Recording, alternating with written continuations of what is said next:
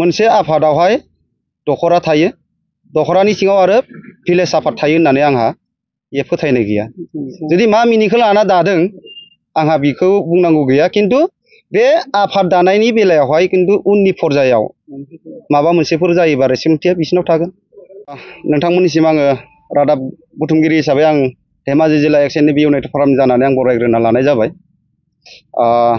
बे रादाबनि गेजेरजों धेमाजि जिल्ला एक्स.एन.डि.बि. इउनाइटेड फरामनि जि मावनो गोनां दङ फैबाय थानाय समफोराव बेखौ लानानै जोङो धेमाजि जिल्ला एक्स.एन.डि.बि. इउनाइटेड फरामनिफ्राय लानानै बोसोनगिरिनिफ्राय लानानै दैदेनगिरिसिम जोङो थांनाय 12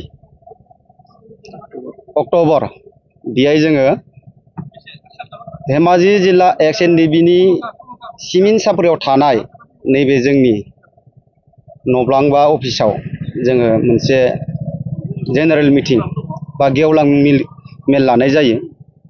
बे गेवलां मेलनि गेजेरजों धेमाजि जिल्ला एक्स.एन.डि.बि. इउनाइटेड फरामा गुबुन गुबुन माहारियारि आफादफोरावहाय जोंनि सोद्रोमाफोरा लेथेर फेथेर जाना दंमोन। दिनै एन.डि.बि.आ मोनब्रै मोनबा फेक्सनाव दंमोन।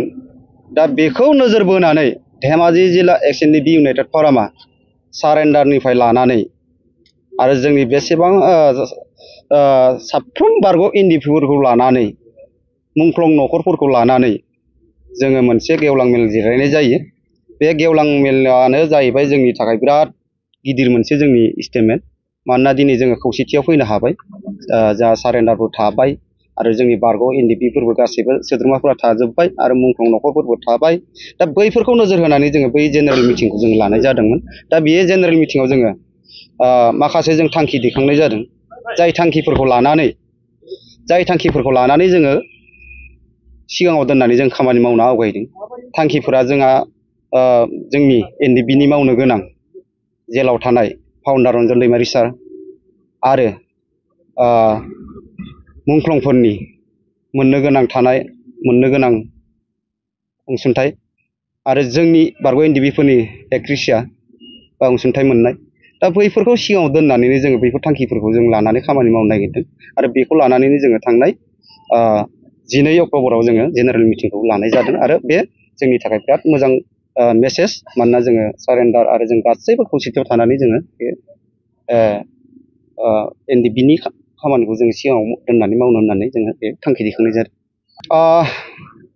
धेमाजि जिल्ला एक्स.एन.डि.बि. इउनाइटेड फरामनि आङो आफादगिरि महरै आङो नोंथांमोननि फोसावनायनि गेजेरजों आं बेखौ बुंनो लुबैयो बा बुंगोन। मानो होनबाथाय आङो मिथिनायाव आरो आं मिथिखायो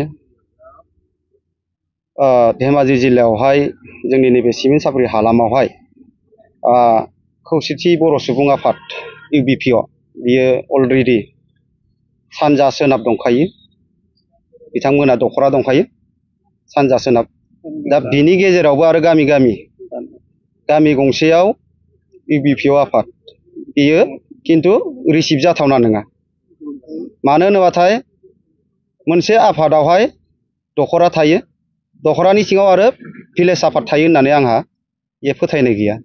जुदि मा मिनिखौ लाना दादों आंहा बेखौ बुंनांगौ गैया, किन्तु बे आफाद दानायनि बेलायावहाय किन्तु उननि पर्यायाव माबा मोनसेफोर जायोबा रेबसुंथिया बिसिनाव थागोन, बिसोरनि रेसपन्सिबिलिटि जागोन बियो बेहाय। किन्तु आङो गामि आफाद दानाय बा बेखौ आङो आंनि बेक्ति फालनिफ्राय आङो मोजां नुहुरा। बेखौ आं डाइरेक्ट बुंगोन, मानोना दिनै जोङो दाख्लै जों 12 अक्ट'खालि जि जोङो थांखि आजावदों बे थांखियावनो जोङो दैखांखानाय दङ। जोंनि मेम्बारफोराहाय, जोंनि एक्टिभ मेम्बारानो जा बोसोनगिरिफोरानो जा माखासे आफादफोराव हाबसोमनानै दङ। धेमाजि जिल्लानि जा बारग' एन.डि.बि. सोद्रोमाफोरा बिथांमोनखौ थाबैनो जोङो लाबोफिननायनि बेबस्था लागोन आरो ओंखारबोआबा बिथांमोनखौ लिंहरनानै जोङो बेक्ति हिसाबै जोङो सावरायनाय जागोन। दा आउट अफ बिटिआरनि आङो बारग' एन.डि.बि. हिसाबै आं थोंजों बुंगोन, मानोना बर'आ मोननै फांसनाव थाबाय, सि सिडिउल आरो नन सि सिडिउल। मानोना मोनसेया जाहैबाय बिटिआर, मोनसेया जाहैबाय बिकेडब्लिउसि। दा जोङो नन सि सिडिउलनि जोङो बिकेडब्लिउसिनि सोद्रोमा, आं सासे बारग' एन.डि.बि.बाबो, किन्तु बेहाय जे जों सुक्तियाव जे जों दंफायोमोन एनडिएफबि हिसाबै खिन्थु जों जे मान मर्यादा मोननांगौमोन खिन्थु दिनैसिमबो काउन्सिलनिफ्राय जोङो जेबो जोङो अनसुंथाइ मोननाय जायाखै आरो जोङो थांफैबो जोङो मोननायबो जाबावाखै बे सिदा खोथा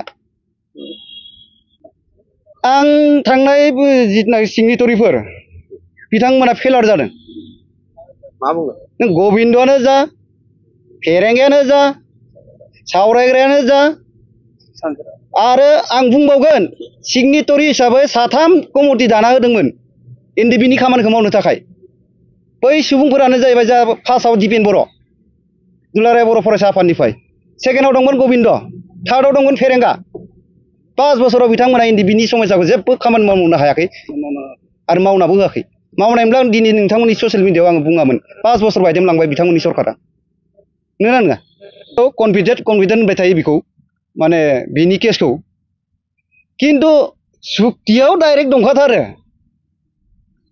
जिथुनाखि एकर्ड जाखांनायनि उनावहाय जेलाव थाफिननायनि कुनु फर्मुलायानो गैयामोन बियो डाइरेक्ट पलिटिकेल नोजोर नांदों बेहाय बेखायनो बिथाङा दिनै उदां अख्राङाव फैनो हायाखै आं आसा खालामदों धेमाजि जिल्लानि एक्स एनडिएफबि इउनाइटेड फरामनि जानानै आफादगिरि महरै एबारनि फैबाय थानाय 5 बोसोरनि जिथुनाखि गभर्नमेन्ट हाग्रामानि मानगोनां हाग्रामा सरकारनि दैदेननायाव निश्चय एनडिएफबिनि समस्या जोबगोन जेलाव थानाय मुंख्लंफोरनि आरो जोंनि एनडिएफबिनि सोद्रोमाफोरनि समस्या जोबगोन होननानै आंहा 100% फोथायनाय दङ दानि नैबे हाग्रामा महिलारि बिथांनि सरकाराव जों एक्स एनडिएफबि इउनाइटेड फराम हिसाबै अल आसाम होख्रावफिनगोन जोङो आन्दलन खालामफिनगोन जोङो बायध'था होयो समा थिनब्ला जोङो गाबोननो होख्रावफिननोबो हागौ बे अबस्थायाव लागै दङ मुंख्लं दहायबो बुंदों 100% एबार हाग्रामा महिलारि सारनि दैदेननायाव एबार 5 बोसोर सरकार चान्स मोनदों निश्चय मावगोन आरो जों साननैसोनि गेजेरावनो जोङो सरकारा बिथांमोना फुल प्रेजेन्ट जाजोबोबा जों निश्चय मेसेज मोनगोन होननानै आंहा मोनसे